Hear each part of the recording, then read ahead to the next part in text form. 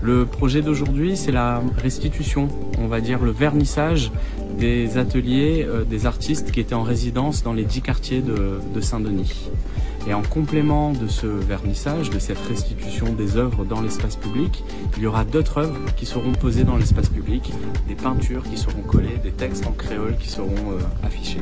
D'abord, les œuvres seront présentes là où les artistes ont été en résidence, Brûlé, Saint-François, etc. D'autres expositions sont déjà visibles sur les berges du bas de la rivière, dans le quartier de Patata-Durand, à Château-Morange par exemple. Et enfin, les peintures qui elles seront collées, les textes en créole qui eux seront collés, sont dispatchés un peu partout dans la ville de manière aléatoire.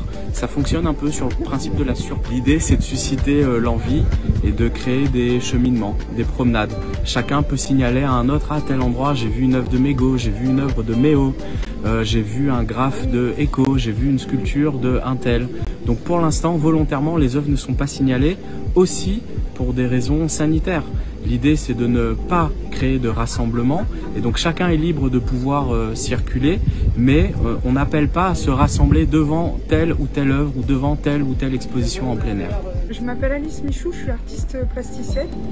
Alors je suis en résidence artistique avec la commune de Saint-Denis et j'ai proposé la réalisation de 2 œuvres participatives.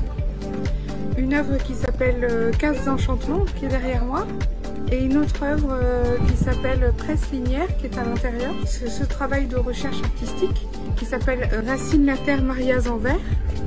En fait, c'était dans l'idée de mettre en valeur le patrimoine végétal du Brûlé et plus généralement de la Réunion. Donc derrière moi, l'œuvre Cases d'enchantement. En fait, j'ai essayé de refaire un jardin créole suspendu avec une technique japonaise, donc en métissant une technique japonaise, donc la technique du kokedama, avec les végétaux qu'on trouve traditionnellement dans le jardin créole. Moi, c'est Expédite Laroxéano et m'y fait partie de l'Office La Langue Créole La Réunion et m'y fait partie aussi de l'équipe qui a réalisé l'exposition qui est sur les berges de la rivière de Saint-Denis. Alors, est-ce que vous pouvez décrire à nous un petit peu cette exposition?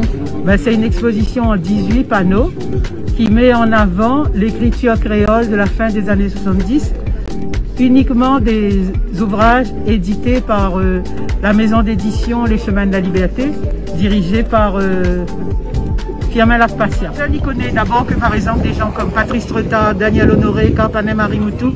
Il a commencé à ce moment-là et il n'a jamais arrêté. Je l'ai devenu après des écrivains aguerris.